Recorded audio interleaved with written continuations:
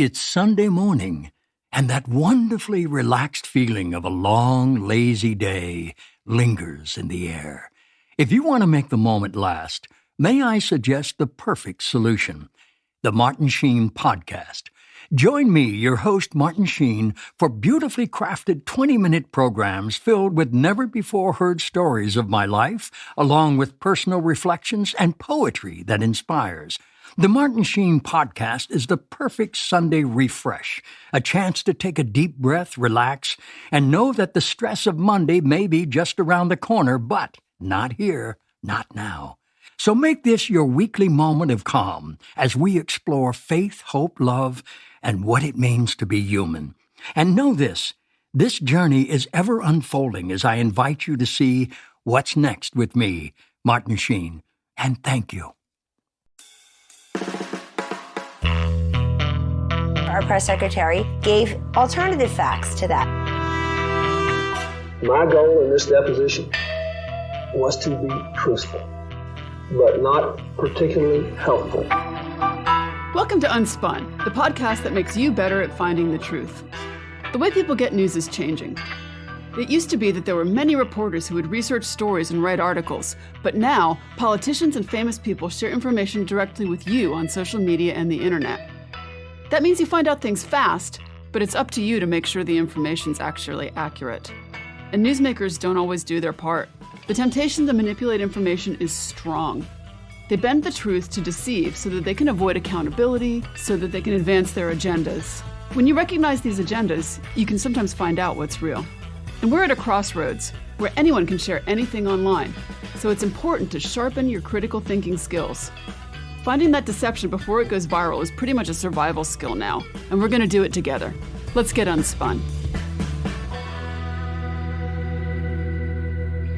Hi, Truth Seekers, and welcome to this week's episode of Unspun. This week is Stephen Colbert's last week on air on CBS. CBS, like many other television networks, has become part of a big media conglomerate. And when that happens, some funny things can happen with your content, and that's what we're going to get into this week. In particular, does having a few organizations own a lot of the media affect the quality of the news and the information that you get? We'll look at this today. Sound good? Let's get unspun. One irony of a modern American life is that we are absolutely surrounded by information. So much so that people will say they need to step away or turn things off.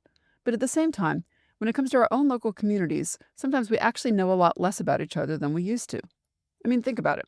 Anytime you can pull out your phone and there's an endless scroll of alerts and commentary and footage and analysis and breaking news. There was a time in American life when people hardly thought about the federal government at all. But now it seems like it follows you everywhere. It's there at the grocery store, at the gas station, it's in bed with you at night, and you reached for it first thing in the morning, I bet.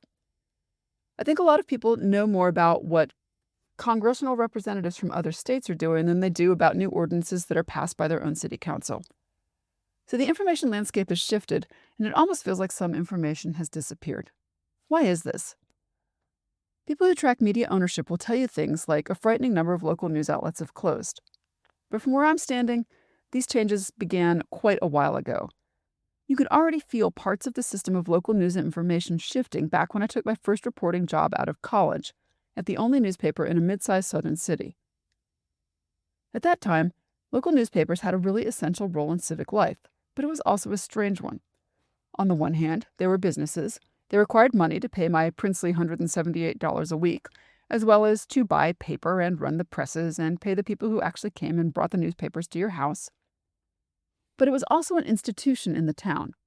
I mean, I remember going to the grocery store and writing paper checks and having someone see my name on it and say, "Oh, I read your stories in the paper."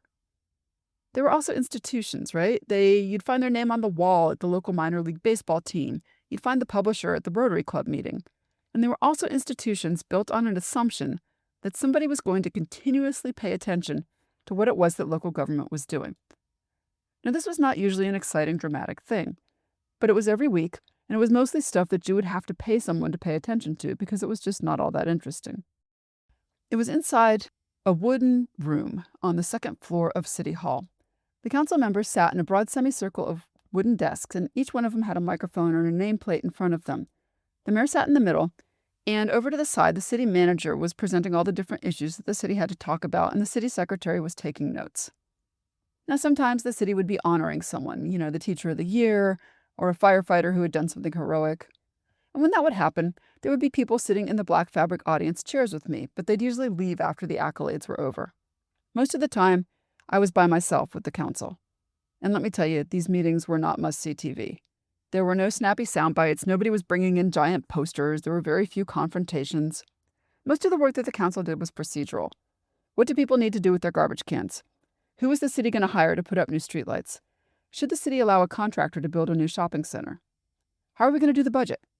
At the time, it didn't feel like it was odd that I was the only person listening to this because it was my job. Local reporters went to meetings that citizens didn't have time or patience to sit through themselves. But we knew that somebody needed to observe what happened in those rooms and to translate it into a way for the public to know what was happening with their money and their lives in a form that they could look at over breakfast or over work. And as I look at it now, I remember that a lot of the civic life is not very glamorous, but it does require sustained attention. And local media, for all of the flaws, which were many, did serve that function. The place where I worked was still family-owned, but even at that time, you could start to see consolidation. You could see larger chains that were steadily buying up smaller local papers, like when the New York Times started forming its own newspaper group and bought a paper in suburban Atlanta, Georgia. When I was a college senior and I was looking for my first reporting job, I interviewed with newspapers that were owned by companies like Gannett and Thompson Newspapers and Knight Ridder. And inside the business, Knight Ridder had the nickname of Knife Ripper because it had a reputation for buying small newspapers and firing a lot of the staff and making the newspapers a lot smaller. This is quite a while ago, mind you, but even back then, reporters and editors knew what these acquisitions meant. It meant fewer reporters, and because of that, you would have fewer eyes on public life. But again, the newspaper was a business. Where I worked, we had about the same number of people selling ads as we did reporting news. All different kinds of ads. There were classified ads for want ads and lost dogs and stuff like that. And there were big ads for department stores or car dealerships. On Wednesdays, you'd actually have a bigger newspaper because that's the day when the grocery store would publish their big weekly ad. Once a month, we'd do a special edition. There was a special editor who did those, and it would be things like the spring wedding edition or the fall car edition. And in those, you could sell a lot of ads. Ads for florists in the wedding edition and ads for detailing in the car edition. And there would be some stories on those topics that the reporters would put together. So the media itself was both a civic service and a commercial marketplace. And we knew that readers would buy it in part to know about what city government was voting on, but also in part to know which store was going to have the best price on ground beef this week. And we also knew that those advertisements determined the news hole. What that meant is that ads were placed first. The ad department would sell the ads, and the price would include maybe you get a quarter of a page in section 2 on page 3.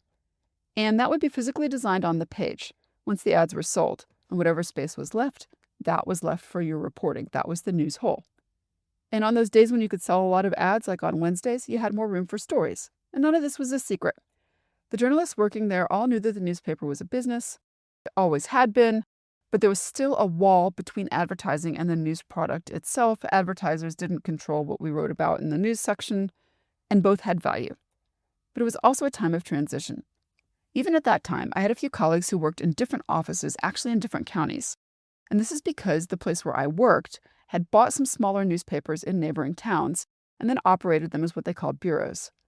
In these extra small-town publications, even at the time, they were having trouble selling enough ads to keep afloat. Very small towns often have a small number of businesses, so you have a small pool who could actually buy advertising. So in some ways, consolidation kind of came off as modernization. It was stability in a way for local journalism to survive that economic pressure. And even though we operated those former newsrooms as bureaus, we did still cover the city council in those counties and the school board and planning and zoning and all of that kind of stuff. And we still had a strong sense of local mission. A neighboring newspaper actually suffered a fire, and our staff made room for their staff to work out of our newsroom and to use our press. And a couple of years later, our place was severely damaged by a hurricane, and that paper returned the favor, and they printed it for us. So the industry behaved like a network of local civic institutions. But that started changing. When organizations consolidate, you start seeing duplication. You might have, for example, a business reporter each publication, and maybe one guy could cover business in 3 counties, right? More efficient. Do you need somebody answering the phone for people wanting to place a classified in each of 3 counties, or could one person do that? After all, you don't have to be there face to face to make a phone call. And from a balance sheet perspective, that kind of duplication looks unnecessary. And so we've got a tension here between journalism as a public function and journalism as a business operation that can scale. And then we saw that the economic foundation really started to collapse. One of the first issues was improvements in technology that made it cost-effective to reach smaller audiences. Investing in broadcast towers or printing presses costs a lot of money, but innovations in printing and the development of cable television meant that it was financially feasible to create publications and broadcasting for very small markets. And then there was also the internet. One of the things that newspapers and local radio and television had as an advantage was that they were kind of the only way you could get information locally. So if your local paper had a story about what was happening in the federal government in D.C. or in a business in New York, that local outlet was the way you were probably going to get that information. But the internet means that anybody can get information from anywhere, and it's not just news information, it's advertising too. The rise of Craigslist, which you can still find online, decimated the need for classified advertising because instead of paying us $65 to run your lost dog notice, you could put it on Craigslist for free. And when social media and search engines started paying for themselves with digital ad revenue, this was another blow. So, sure, if you were Del Monte Pineapple, you could use an ad network and place ads in circulars in 1,000 local newspapers. But you could also place an ad in a search engine that had information on what people were actually searching for the pineapple, so you could target it, reaching the audience you wanted for a lot less money.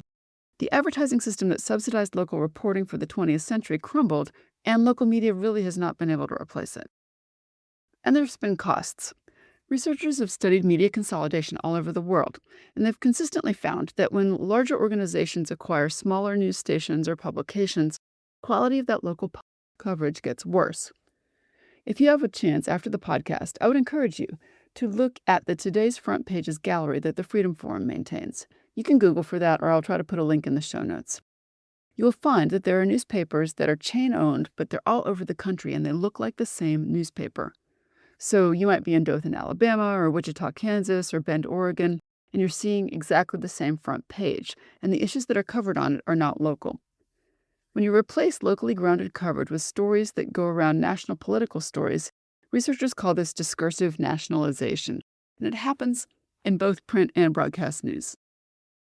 In a lot of places, newspapers have disappeared entirely, and in others they've sort of survived, but they've gotten thinner, they've moved entirely online, and in a lot of cases, the name of the publication stays around, but the underlying institution has just been super hollowed out. And that's kind of the case in the town that I work in, which has a local newspaper run by Gannett, and now has exactly one reporter. That is not enough for a city of that size. So what we now have is a media environment that's just saturated with national political content. So if you want palace intrigue about Congress people, you got that. And if you want presidential scandals, we've got that for you too. But the routine reporting structures that once documented how your public life was working are disappearing. And that matters. It matters because local journalism wasn't valuable because it was really prestigious. By and large, it was not valuable because it made a lot of money. It mattered because it was local. Because local importers would understand that the guy showing up in front of the zoning board is the same developer who's been trying for years. Or they'd be following the local budget closely enough to know when things were getting cut this year. They would know that a certain apartment complex floods every time there's a heavy rain, but it still hasn't been condemned. They would know. And when you were consolidated down, now you don't know. The newspaper I worked at when I covered City Hall is still a family-owned operation, but that is a real exception. Across most of the world, the local information systems that used to connect communities to their government have either been really weakened or they've just vanished. So researchers have looked at consolidation in Belgium, and they found that these issues are increasing. Between 2013 and 2018, the proportion of articles that were showing up in more than one publication, same article, more than one place, rose from 36% to more than 50%. And it's so easy to do that now. You'll find publications on the East Coast that are being edited out of a central operation in Oklahoma. And this is a problem because one of the functions that editors have is checking facts, and someone who knows the players is better able to check the facts of the game. Other studies have found similar patterns across different companies and different types of media. And a lot of people have experienced what this descriptive nationalization describes. You'll find local news websites across the country that all start to look alike. You'll find the same ideological leaning from city to city. And Although we experience this, it's sometimes hard to notice that it has happened. And then at the same time, accountability is suffering. You've got fewer stories about the water systems and public housing decisions and environmental inspections. Those are the kind of stories that aren't going to interest people outside the local area, so they're not going to make it to that universal coverage. And the knowledge of the local reporters is being lost. It's a subtle shift at first. Maybe there's no longer a religion beat, or maybe you stop having stories from small neighborhoods. A lot of the stories are relying on what a politician says because journalists don't have time to verify anymore, and other stories just become rewritten press releases. But over time, communities start losing something that's even harder to measure, because it's not just the information, they start losing familiarity with themselves. News broadcasts and papers become more optimized, but also weaker in the way that they relate to the community that they're supposed to serve. Because the audience has access to such a huge volume of information every day, it's hard to perceive what information in real time. So people feel like they're informed, and they are more informed about national politics and left-right conflict, but they're less informed about themselves and their neighbors. So the question becomes, what happens to a public understanding of itself when there's fewer independent institutions? I need to take a quick break, but when I come back, we will look at what the research says industry consolidation is doing to you. I'll be right back. Welcome back. So, what does media consolidation do to you? It's an important question because democracy doesn't just need information to exist, but it needs information to be good quality. And one of the clearest findings in research on media consolidation is that when the systems that guarantee quality get weakened, the public stops understanding itself. Some striking evidence for this comes from studies of local newspapers in Germany. Researchers looked at areas that only had a single local newspaper, and they found, for example, that residents there significantly overestimated how much of their community were immigrants. If you had just one choice for your information, misperception was 38% more likely. And some of this is because people form understanding socially. People they work with, their neighbors, people on the softball team, people in their family. When you have a community that has multiple choices for getting news, different individuals in your life are going to get their news from those different places. And that means that when people talk about it, they might have differences and they'll work together to understand them. But if you have a media monopoly, right, you just have one TV station, you just have one newspaper, that gets weaker. Ironically, people who have the largest social networks, more people they interact with, they have the least understanding. Big networks have less diversity of information available, so those communities lose the ability to verify information is true. So that consolidation of media organizations can make the amount of information that communities use to understand themselves shrink. Historically, local journalism was really helpful in this process because they were physically attached to the community. Right? The city fixed the storm drains or it didn't. It approved the new shopping center or it didn't. The council awarded a contract to the mayor's brother or they didn't. These are easily verifiable questions, and people who are local will share that experience. And this is important because local reporting makes people understand political action in the context of something they can observe for themselves. And that is different than what you might see in national level coverage, where you're talking about people dissing each other or calling each other Democrats or maggots. But as local journalism has gotten weaker, people have paid more attention to that national political identity. So scholars have found that people increasingly are understanding politics less as a system of local things that affect them and more as a cultural struggle. So when people engage with politics, they're engaging with that cultural struggle rather than the needs of themselves and their neighbors. And the researchers who've studied this found that consolidation really pushes this shift. These national narratives of good versus evil, they have a really emotional component that city wastewater decisions just don't. And that means that with those national stories, good versus evil, people are fighting and arguing, you get more engagement. You get predictable behavior from your audience.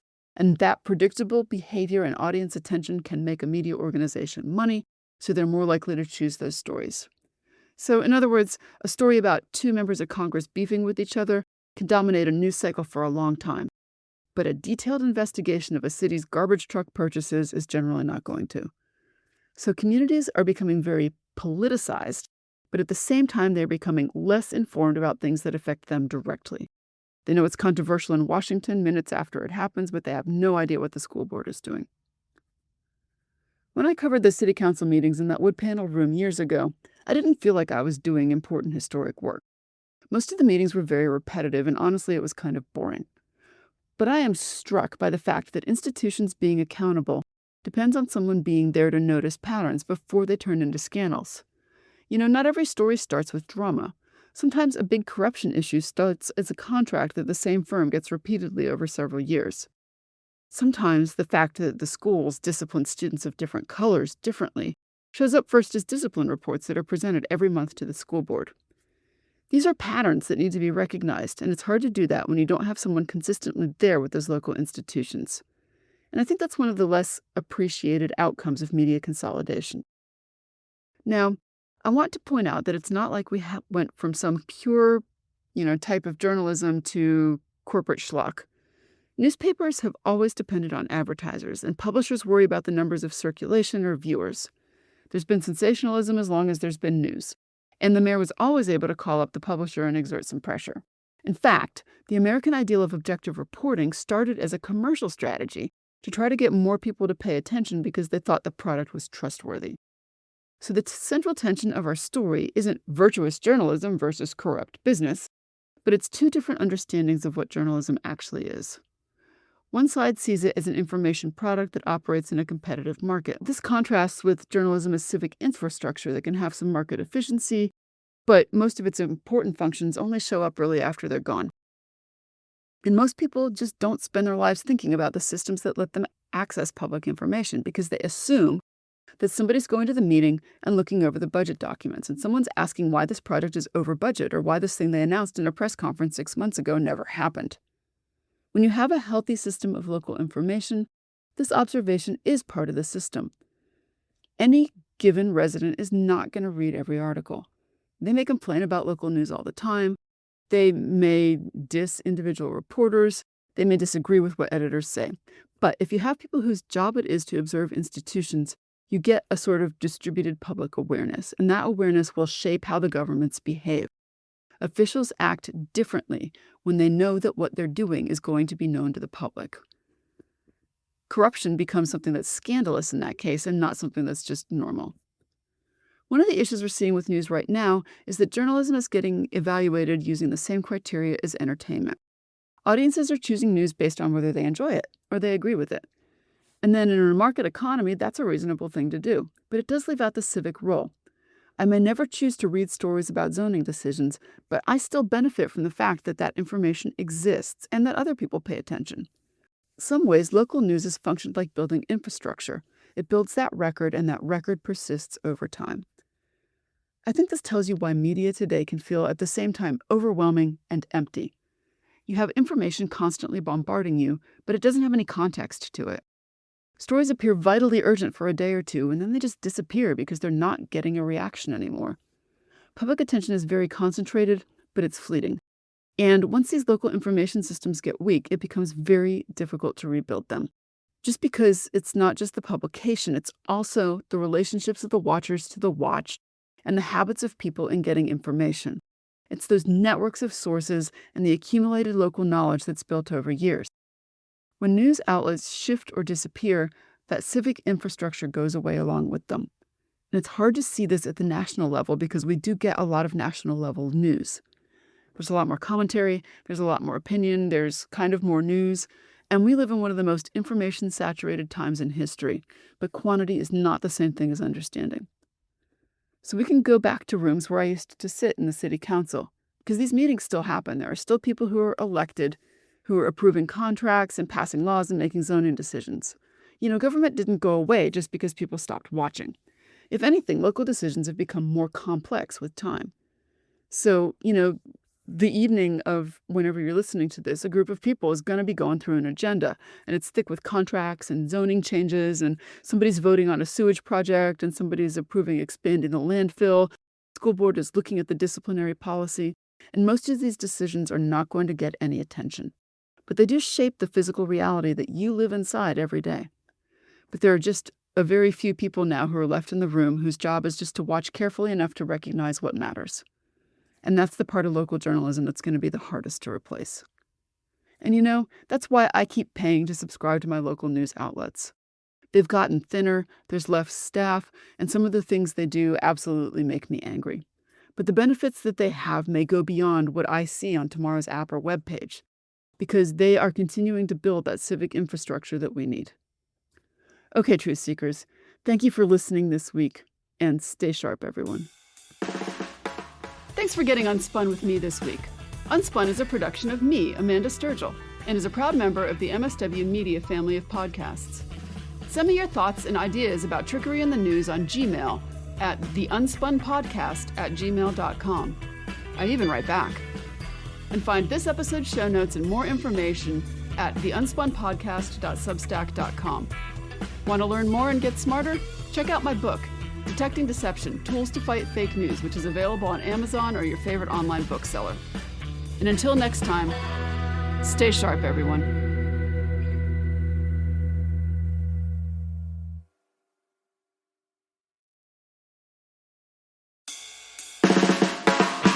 It's no surprise that newsmakers try to manipulate the audience.